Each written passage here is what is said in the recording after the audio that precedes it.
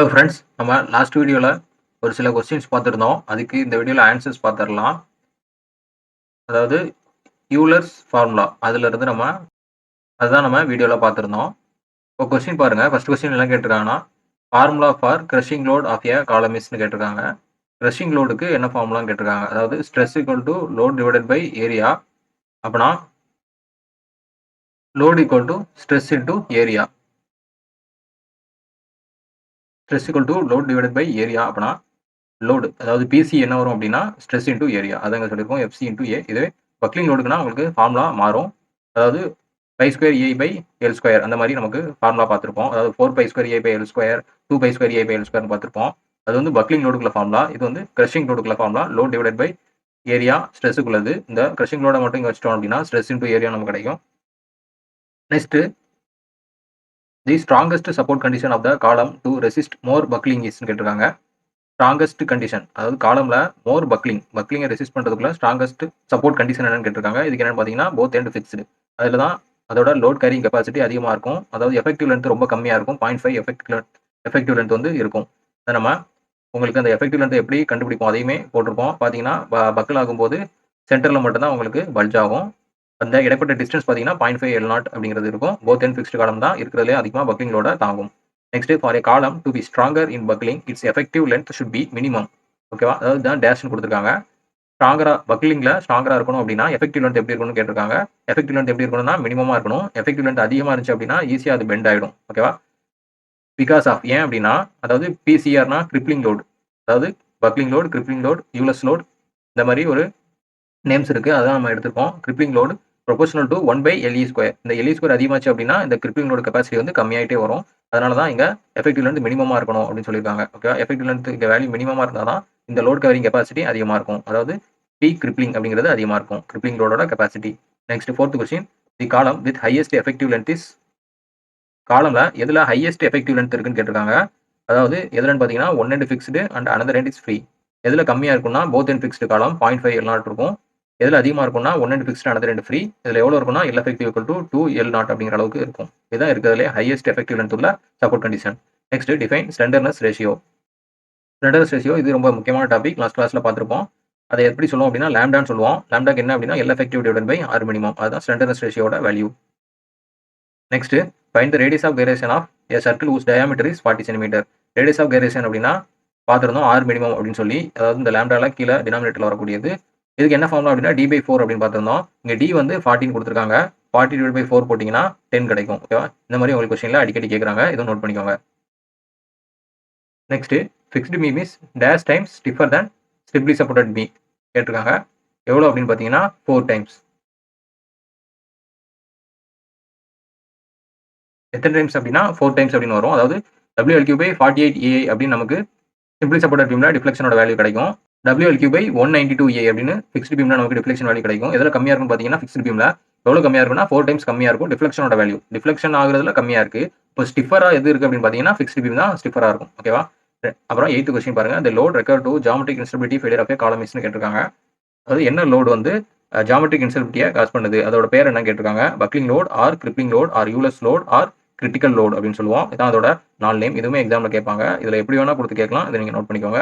ஆப்ஷன்ல எது இருக்கோ அதை நீங்க மார்க் பண்ணணும். அப்புறம் if increasing in effective length காசஸ்ன்னு கேட்டிருக்காங்க. எஃபெக்டிவ் லென்த் அதிகமாச்சு அப்படின்னா அங்க என்ன ஆகும்னு கேட்டிருக்காங்க.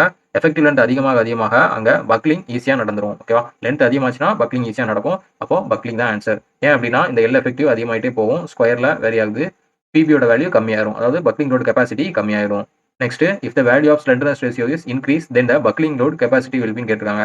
லாம்டாவோட வேல்யூ அதிகமாச்சு அப்படின்னாலும் பக்லிங்கோட பக்லிங் லோட் கெப்பாசிட்டி பார்த்தீங்கன்னா டிக்ரீஸ் ஆயிரும். ஓகேவா, லாம்டா வேல்யூ அதிகமாச்சு அப்படின்னா பிசிஆர் வந்து ரெடியூஸ் ஆயிரும். இது எல்லாமே நமக்கு அந்த ஃபார்முலா வச்சும் சால்வ் பண்ணியிருப்போம். அப்புறம் ப்ராக்டிகலாகவும் உங்களுக்கு டயக்ராம் வச்சு நான் எக்ஸ்பிளைன் பண்ணியிருப்பேன். அது பார்த்துருந்தீங்கன்னா உங்களுக்கு ஈஸியாக புரியும். பார்க்கல அப்படின்னா ப்ரீவியஸ் வீடியோலாம் பார்த்துட்டு இது பாருங்க, கண்டிப்பாக உங்களுக்கு அண்டர்ஸ்டாண்ட் ஆகும். அதை உங்களுக்கு டிஸ்கிரிப்ஷன்ல லிங்க்ல நான் மென்ஷன் பண்றேன்.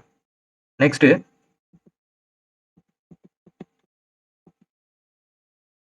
நம்ம இந்த ஆர் மினிமம் வேல்யூ எப்படி இன்க்ரீஸ் பண்றது, அப்புறம் எல் எஃபெக்டிவா எப்படி டிக்ரீஸ் பண்றது, என்ன சப்போர்ட் கண்டிஷன் கொடுத்தா எல் எஃபெக்டிவ் வேல்யூ டிக்ரீஸ் ஆகும். அதாவது போத் எண்ட் ஃபிக்ஸ்டு கொடுத்து வால் சப்போர்ட் பண்ணிருப்போம். மேசன்ரி வால் கொடுத்தோம் அப்படின்னா எங்க கேவோட வேல்யூ அதாவது எல் எஃபெக்டிவா மல்டிப்ளை பண்ணி கண்டுபிடிக்கக்கூடிய அந்த கே வேல்யூ வந்து ரெடியூஸ் ஆயிரும். எங்கன்னு பாத்தீங்கன்னா ஃபிக்ஸ்டு, போத் எண்ட் ஃபிக்ஸ்டுல. அதை வச்சு தான் நம்ம என்ன பண்ணிருப்போம் அப்படின்னா இந்த கண்டிஷன் தான் இருக்கிறதுல ரொம்ப சேஃபஸ்ட் கண்டிஷன் அப்படின்ற மாதிரி சொல்லியிருப்போம். நெக்ஸ்ட் ஆர் மினிமம் எப்படி இன்க்ரீஸ் பண்றதுன்னு பார்த்திருப்போம். பில்டப் காலம்ஸ் ப்ரொவைட் பண்றது மூலமா ஆர் மினிமம் இன்க்ரீஸ் பண்ணலாம் அப்படிங்கிறத பார்த்திருப்போம். லேஸ்ட் ஆர் பேட்டர்ன்ஸ்னு சொல்லுவோம். இது மூலமா என்ன ஆகும்? ஆர் மினிமம் இன்க்ரீஸ் ஆகும். இதனால நமக்கு ஆர் மினிமம் இன்க்ரீஸ் ஆகுறதுனால இந்த லாம்டா வேல்யூ கம்மியாகும். லாம்டா வேல்யூ கம்மியாகிறதுனால லோடிங் கெபாசிட்டி அதிகமாகும். ஏன்னா டினாமினேட்டர் வேல்யூ கம்மியாகுது, லோடிங் கெபாசிட்டி அதிகமாகும். ஓகேவா? இதையும் நம்ம லாஸ்ட் வீடியோல பார்த்திருப்போம். லாங் காலம்னா என்ன? ஷார்ட் காலம்னா என்ன? ஷார்ட் காலம்னா என்ன ஃபெயிலியர்? லாங் காலம்னா என்ன ஃபெயிலியர்? இன்டர்மீடியேட் காலம்ல போத் ஃபெயிலியரும் நடக்கும். அதோட லாம்டாவோட வேல்யூ எப்படி வேரி ஆகும்னு பார்த்திருந்தோம். லாங் காலம்னா லாம்டா கிரேட்டர் தென் 120 இருக்கும். ஷார்ட் காலம்னா லெஸ் தென் 32 இருக்கும். இன்டர்மீடியேட்னா 32 to 120 இருக்கும். நெக்ஸ்ட் இப்போதான் நம்ம யூலர்ஸ் எல்லாமே நமக்கு கம்ப்ளீட் ஆயிடுச்சு. யூலர்ஸ் ஃபார்முலா அதுல இருந்து மேக்ஸிமம் இவ்வளவு தான் உங்களுக்கு கொஸ்டின் வரப்போகுது. நெக்ஸ்ட் ரான்கைன்ஸ் தியரி நம்ம இப்போ பார்க்க போறோம். அதாவது காலம்க்கு யூலர்ஸ் மாதிரி ரான்கைன் அப்படிங்கிறவரும் நமக்கு சால்வ் பண்ணியிருக்காரு.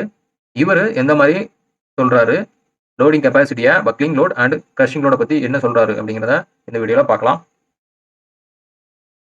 ரான்கைன்ஸ் தியரி எதுக்கு முதல்ல சூட் ஆகும் அப்படின்னா இன்டர்மீடியேட் லென்த் ஆஃப் காலம் அப்படின்னு சொல்லுவாங்க. அதாவது ஷார்ட் காலம் அண்ட் லாங் காலம் ரெண்டுக்குமே இது சூட் ஆகும் அப்படிங்கிற மாதிரி சொல்லுவாங்க. ஆனா யூலர்ஸ் தியரி வந்து பாத்தீங்கன்னா லாங் காலம் மட்டும் தான் சூட் ஆகும். இதுவும் ஒரு கொஸ்டின் நோட் பண்ணிக்கோங்க. நெக்ஸ்ட் இதுதான் ரான்கைனோட பேசிக் ஒரு பிரின்சிபல் 1/PR. பிஆர்னா ரான்கைன்ஸ் லோட் அப்படின்னு சொல்லுவோம்.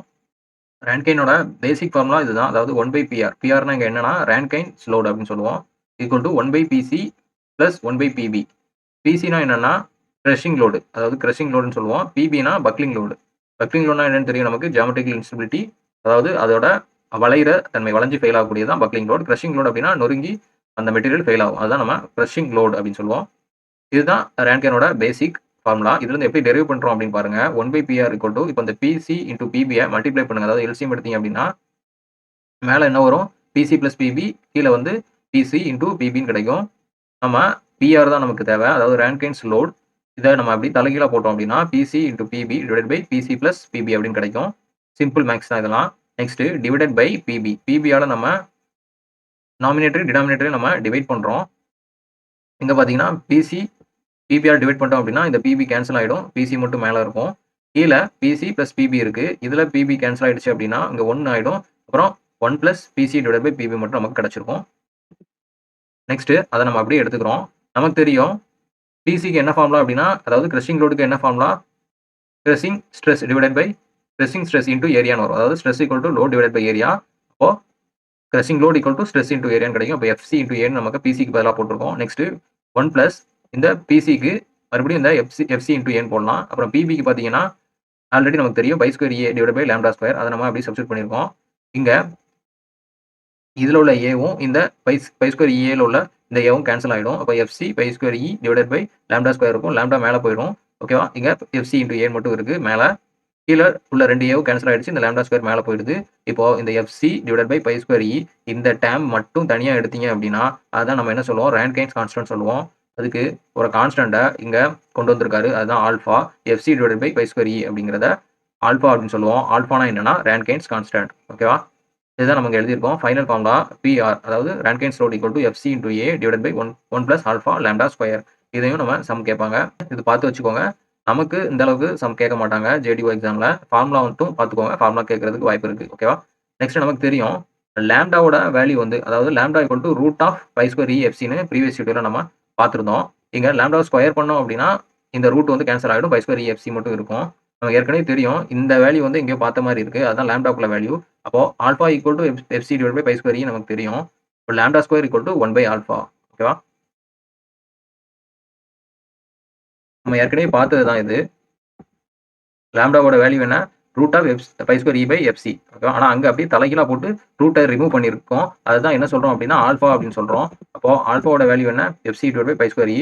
அந்த ஆல்பாவை தலைகீழா போட்டோம் அப்படின்னா அது லாம்டா ஸ்கொயர் வேல்யூக்கு ஈக்குவலா இருக்கும். இதுவும் நமக்கு எக்ஸாம்ல கேட்பாங்க. இதை நோட் பண்ணிக்கோங்க. ஓகேவா? Next applicability of Rankine's formula. Rankine's formula எதுல அப்ளை பண்ணலாம் அப்படிங்கிறத இங்க பார்க்க போறோம். அதாவது யூலர்ஸ் ஃபார்முலா வந்து லாங் காலம்க்கு சூட் ஆகும். இங்க ரான்கைன்ஸ் ஃபார்முலா எதுக்கு சூட்டபிளா இருக்கு அப்படின்னு பார்க்கலாம். For long column, first long column check பண்ணிடலாம். PC very very greater than PP. அதாவது ஒரு காலம் வந்து ரொம்ப லாங்கா இருக்கு அப்படின்னு எடுத்துக்கோங்க. லாங்கா இருந்துச்சு அப்படின்னா ஈஸியா அது பக்கிள் ஆயிடும். அப்போ பக்லிங் லோட் கெபாசிட்டி வந்து கம்மியா இருக்கும். எக்ஸாம்பிளுக்கு 380 அப்படிங்கிற லோட் ப்ரீவியஸா ஒரு எக்ஸாம்பிள் கூட பார்த்துருந்தோம். 380 அப்படிங்கிற லோடுல அது பக்லிங்ல ஃபெயில் ஆயிடுது. 500 அப்படிங்கிற லோடு தான் கிரஷிங்ல ஃபெயில் ஆகுது அப்படின்னா லாங் காலமா இருக்கிற பட்சத்துல 380 வந்து ஈஸியா அட்டன் ஆயிரும். இப்போ பக்லிங் லோட்ல ஈஸியா அது ஃபெயில் ஆயிடும். அப்போ கிரஷிங் லோடு வந்து அதுக்கு ரொம்ப அதிகமா இருக்கும். ஏன் அப்டின்னா, அது லாங் காலமா இருக்கு. ஈஸியா பக்லிங் லோட்லயே அது ஃபெயில் ஆயிரும். கிரஷிங் லோட ரீச் பண்றதுக்கு அது நெறைய லோடு தேவைப்படும். ஆனா அதால ரீச் பண்ண முடியாது. அதனால தான் இங்க சொல்லியிருக்கோம். அதுக்கு ரொம்ப அதிகமா இருக்கும். அதாவது பிசி வந்து ரொம்ப அதிகமா இருக்கும். பிபி வந்து கம்மியா இருக்கும். கம்மியான பக்லிங் லோட்ல அது ஃபெயில் ஆயிடும். அப்போ 1/PC = 0 அப்படின்னு எடுத்துக்கலாம். ஏன் அப்படின்னா, இந்த பிசி அப்படிங்கிற வேல்யூ ரொம்ப அதிகமா இருக்கும்.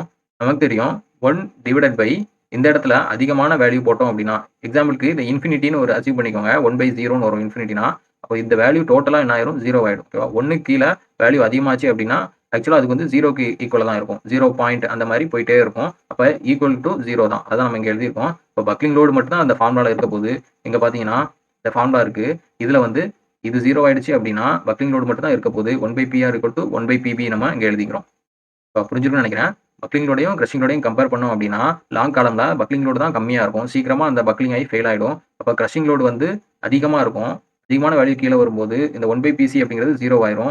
இதுல 1/PC 0 ஆயிடுச்சு அப்படின்னா, 1/PB மட்டும் இருக்கும். அப்ப PR = PB. ஓகேவா? இத வச்சு நம்ம என்ன சொல்றோம் அப்படின்னா, Rankine's formula hold good for long column. Long காலமையும் இதுல சால்வ் பண்ண முடியும். ஓகேவா? இந்த ஃபார்முலால போட்டு நம்ம லாங் காலமையும் சால்வ் பண்ண முடியும். நெக்ஸ்ட் ஷார்ட் காலம்க்கு செக் பண்ணணும். ஷார்ட் காலம்னா என்னன்னா, அது பக்லிங் லோட் கெபாசிட்டி வந்து அதிகமா இருக்கும். அத பக்லிங்ல ஃபெயில் பண்றதுக்கு ரொம்ப அதிகமா தேவைப்படும். ஏன்னா காலம் ரொம்ப ஷார்ட்டா தான் இருக்கு. ரொம்ப குட்டியா தான் இருக்கு அப்படிங்கிற பட்சத்துல, அது பக்லிங்ல ஃபெயில் பண்றதுக்கு அதிகமான லோடு தேவைப்படும். கிரஷிங்ல ஈஸியா ஃபெயில் ஆயிடும். இப்போ 1/PB = 0. ஏன் அப்படின்னா, இந்த டினாமினேட்டர்ல உள்ள வேல்யூ அதிகமாச்சு அப்படின்னா, இந்த வேல்யூ ஈக்குவல் டூ 0க்கு இருக்கு அப்படின்னு அர்த்தம். எக்ஸாம்பிளுக்கு இப்போ 1/1000, 10,000 அந்த மாரி போட்டீங்க அப்படின்னா, 0.000 அந்த மாரி தான் வரும். இப்போ ஈக்குவல் டூ 0. இப்போ இங்க பக்லிங்க்கு 0 போட்டோம்னா, 1/PR = PC மட்டும் இருக்கும். அப்பனா தலைகீழா போட்டோம்னா, PR = PC. இப்போ ஷார்ட் காலம்க்கும் ரான்கைன்ஸ் ஃபார்முலா நம்ம யூஸ் பண்ண முடியும். 2 வேல்யூமே இதுல இருக்கிறதுனால, Rankine's formula holds good for short column. ஓகேவா? ஷார்ட் காலம்க்கும் யூஸ் ஆகும். Therefore Rankine's formula applicable for both long and short column. Intermediate காலம்க்கு ரான்கைன் ஃபார்முலா சூட்டபிளா இருக்கும்னு சொல்லுவாங்க. 2 காலமுக்குமே சூட்டபிளா இருக்கும் அப்படின்னு சொல்லுவாங்க. இந்த ரான்கைன்ஸ் ஃபார்முலாவோட வேல்யூ என்னன்னா, FC × A/1 + α λ². ஆல்பா அப்படிங்கிறது FC/π²E. ரான்கைன்ஸ் கான்ஸ்டன்ட் அப்படின்னு சொல்லுவோம். இந்த லாம்டா ஸ்கொயரை எதுக்கு ஈக்குவேட் பண்ணலாம் அப்படின்னா, 1/ஆல்பாக்கு நம்ம ஈக்குவேட் பண்ணலாம். லாம்டா ஸ்கொயர் ப்ரொபோர்ஷனல் டு 1/ஆல்பா. இதுவும் நீங்க நோட் பண்ணிக்கோங்க. அதாவது எதிர் தகவில் இருக்கும் அப்படின்னு சொல்லுவாங்க. அது இன்வெர்ஸ்லி ப்ரொபோர்ஷனல் அப்படின்னு சொல்லலாம். Lambda square inversely proportional to alpha அப்படின்னு நம்ம எடுத்துக்கலாம். இது நீங்க நோட் பண்ணிக்கோங்க. ஓகேவா? இது புரிஞ்சுக்கணும்னு நினைக்கிறேன். எதனால லாங் காலம் அண்ட் ஷார்ட் காலம் 2க்குமே சூட்டபிள் ஆகுது அப்படின்னு நீங்க அண்டர்ஸ்டாண்ட் பண்ணிக்கோங்க. அப்புறம் கிரஷிங் லோட் இங்க எதுக்கு நம்ம எடுத்துக்கிறோம், பக்லிங் லோட் ஏன் 0 ஆகுது அப்படிங்கிறத பார்த்துக்கோங்க. ஏன் அப்படின்னா, பக்லிங் லோட் 0 ஆகுது. ஆக்சுவலா 1/PBன்னு போடும்போது 0 ஆயிடும். பக்லிங் லோட் ரொம்ப அதிகமா இருக்கும். ஷார்ட் காலம்ல கிரஷிங்ல தான் ஃபெயில் ஆகும். பக்லிங் ஆக வைக்கிறதுக்கு ரொம்ப லோடு தேவைப்படும். அதிகமான லோடு தேவைப்படும். அதனால தான் 1/PB வந்து நம்ம 0 எடுத்துக்கிறோம். எக்ஸாம்பிளுக்கு PB இப்போ 1 லேக் அந்த மாதிரி அதிகமா எடுத்துட்டோம்னா 0.00 அப்படின்னு வரும். 1னால இந்த 1/1 லேக் போட்டோம்னா ரொம்ப கம்மியான மினிமமான வேல்யூ வரும். 0.00 அந்த மாதிரி வரும். இப்போ 0 ஆயிடும். அதனால தான் இங்க கிரஷிங் லோட மட்டும் எடுத்துக்கிறோம். ஓகேவா? இவ்வளவுதான். ரான்கைன்ஸ் ஃபார்முலா வந்து ரொம்ப ஸ்மால் டாபிக் தான். இதுல இருந்து இந்த ஃபார்முலா உங்களுக்கு கேட்பாங்க. இப்படி ஃபார்முலா கேட்கலாம். அப்புறம் இன்னொன்னு என்னன்னா, இந்த பிசிக்கு ஒரு லோடுக்குள்ள வேல்யூ குடுப்பாங்க. எக்ஸாம்பிளுக்கு ஒரு 200 கிலோ நியூட்டன். இந்த பிபிக்கு ஒரு வேல்யூ குடுப்பாங்க. 150 கிலோ நியூட்டன் அப்படின்னு குடுத்துட்டு, பிஆர் ரான்கைன்ஸ் லோடு என்ன அப்படின்னு கேட்பாங்க. நீங்க ஈஸியா கால்குலேட் பண்ணி டிவைட் பண்ணி போட்டீங்கன்னா உங்களுக்கு ஆன்சர் வந்துரும். நெக்ஸ்ட் இந்த ஆல்பாவோட வேல்யூ கேட்டு எக்ஸாம்ல கேட்பாங்க. ரான்கைன் கான்ஸ்டன்ட்டோட வேல்யூ என்ன? அதாவது FC/π²E. அப்புறம் இந்த லாம்டா ஸ்கொயரும் ஆல்பாவும் என்ன தொடர்புல இருக்கு? அந்த மாதிரி கேட்பாங்க. ஓகேவா? நெக்ஸ்ட் இந்த லாங் காலம்க்கு சூட் ஆகுமா? ஷார்ட் காலம்க்கு சூட் ஆகுமான்னு கேட்பாங்க. போத் காலம்க்கும் நமக்கு ரான்கைன்ஸ் ஃபார்முலா சூட் ஆகும். EULER'S ஃபார்முலா வந்து லாங் காலம் மட்டும் தான் சூட் ஆகும். அப்புறம் இது ஒரு வேல்யூ இருக்கும். என்னன்னு பார்த்தீங்கன்னா, இந்த ஆல்பாவோட வேல்யூ, எஃப்சியோட வேல்யூ வேற மெட்டீரியலுக்கு என்ன வேல்யூ வரும் அப்படின்னு பாருங்க. மெட்டீரியல் என்னன்னா, இங்க மைல்டு ஸ்டீல். மைல்டு ஸ்டீலுக்கு எஃப்சி அதாவது கிரஷிங் ஸ்ட்ரெஸ். ஓகேவா? எஃப்சினா என்ன? கிரஷிங் ஸ்ட்ரெஸ் அப்படின்னு சொல்லுவோம். 320 அப்படிங்கிறது இருக்கும். ஆல்பாவோட வேல்யூ இது ரொம்ப முக்கியம். எல்லா எக்ஸாம்லயும் கேட்பாங்க. 1/7500. ஓகேவா? ஆல்பாவோட வேல்யூ மைல்டு ஸ்டீலுக்கு. கேஸ்ட் அயனுக்கு என்னன்னு பார்த்தீங்கன்னா, எஃப்சியோட வேல்யூ 550. 1/1600 தான் ஆல்பாவோட வேல்யூ. ரான்கைன்ஸ் கான்ஸ்டன்ட்டோட வேல்யூ. அப்புறம் நெக்ஸ்ட் ராட் அயானோட வேல்யூ எஃப்சிக்கு என்னன்னு பார்த்தீங்கன்னா 250.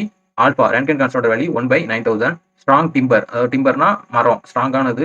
அதுக்கு என்ன வேல்யூ எஃப்சிக்குன்னு பார்த்தீங்கன்னா 50. அப்புறம் ஆல்பாவோட வேல்யூ பார்த்தீங்கன்னா 1/750. ஓகேவா? ஓகே ஃப்ரெண்ட்ஸ், அவ்வளோதான். இந்த வேல்யூ உங்களுக்கு எக்ஸாம்ல கேட்கலாம். எது நான் எக்ஸாம் கேட்பாங்கன்னு சொல்லியிருக்கணும், அதை மட்டும் கொஞ்சம் நல்லா பார்த்துக்கோங்க. கான்செப்ட் நல்லா அண்டர்ஸ்டாண்ட் பண்ணி படிச்சுக்கோங்க. நெக்ஸ்ட் நம்ம இவ்வளோ நாள் நம்ம பார்த்ததுல யூலர்ஸ் அண்ட் ரான்கைன் ஃபார்முலால இருந்து failure of material, effective length, slenderness ratio, buckling load, crushing load இதுல இருந்து என்னென்ன கொஸ்டின்ஸ் இது வரைக்கும் ப்ரீவியஸா கேட்டிருக்காங்க, புக்ல என்னென்ன கொஸ்டின்ஸ் இருக்கு, அதுக்கு எப்படி நம்ம ஆன்சர் பண்ணலாம், அதெல்லாம் நெக்ஸ்ட் வீடியோல எல்லா கொஸ்டினையும் கம்பைல் பண்ணி நம்ம இந்த டாபிக்ல இருந்து ஒரு வீடியோவா பார்த்துடலாம். ஓகேவா? நெக்ஸ்ட் வீடியோல பார்க்கலாம். Thank you friends.